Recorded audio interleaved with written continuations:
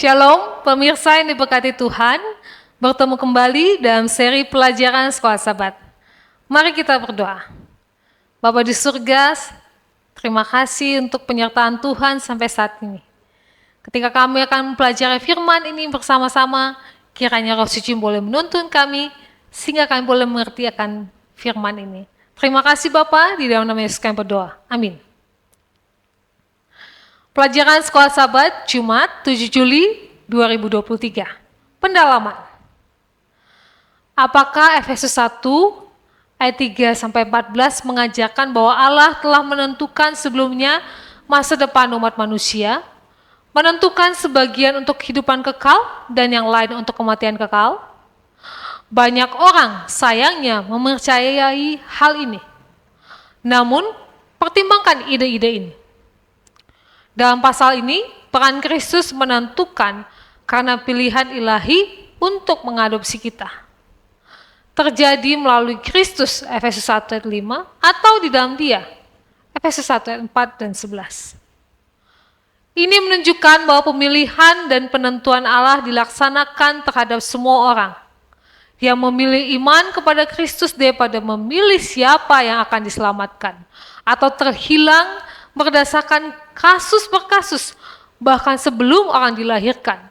Keputusan Allah adalah tanggapan ilahi yang dipikirkan dan ditentukan sebelumnya kepada mereka yang menjalankan iman kepada Kristus. Efesus 1 ayat 3-14 juga mengandung bahasa relasi yang jelas tentang karya keselamatan Allah. Allah adalah Bapa dan kita adalah anak-anak yang diadopsinya. Tertulis di dalam Efesus 1 ayat 3-5. Yang menerima berkat-berkatnya dalam jumlah yang melimpah. Efesus 1 ayat 8. Kita harus memahami bahasa tentang pilihan dan penentuan Tuhan dalam terang bahasa relasi yang kaya ini. Allah bukanlah hakim yang jauh dan tidak berperasaan yang membuat ketetapan dari jauh, melainkan Bapa yang penuh perhatian bagi semua anaknya. Lihat Efesus 3 13.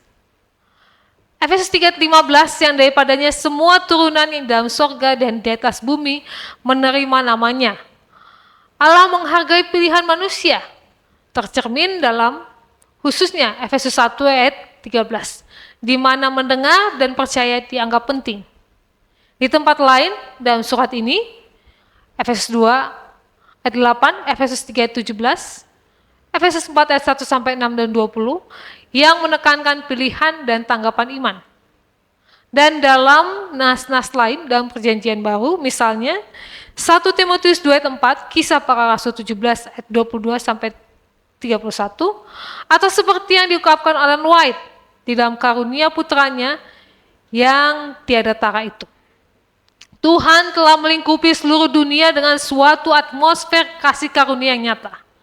Sama nyatanya seperti udara yang bersirkulasi di seluruh bumi.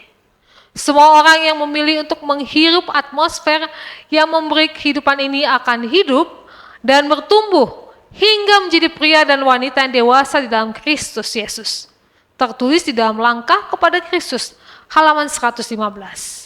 Pertanyaan-pertanyaan untuk diskusi. Yang pertama, argumen apakah yang akan Anda tambahkan pada argumen yang diberikan di atas yang mendukung gagasan bahwa Allah tidak memilih sebelum kita diciptakan? Siapa yang akan diselamatkan dan siapa yang akan terhilang? Yang kedua, pilihan siapa yang pada akhirnya memutuskan apakah seseorang memperoleh keselamatan di dalam Yesus atau tidak? Yang ketiga, sebab di dalam Dia dan oleh darahnya kita beroleh penebusan, yaitu pengampunan dosa menurut kekayaan kasih karunia-Nya. Efesus 1 ayat 7. Bagaimana ayat ini mengungkapkan realitas keselamatan hanya melalui iman dan bukan melalui perbuatan hukum? Tuhan memberkati. Mari kita berdoa. Bapa di surga, terima kasih Engkau telah menyertai kami sampai dengan saat ini. Kami bersyukur sekali memiliki Allah seperti Engkau, yang mengasihi kami dan senantiasa sabar terhadap kami manusia yang penuh dengan dosa ini. Tuhan kiranya menolong kami dan menyucikan kami. Terima kasih untuk kasih Tuhan dalam kehidupan kami. Ajarilah kami agar kami boleh menjadi umat Tuhan yang setia di hadapan-Mu sampai akhir. Terima kasih Bapa, di dalam nama Yesus kami berdoa. Amin.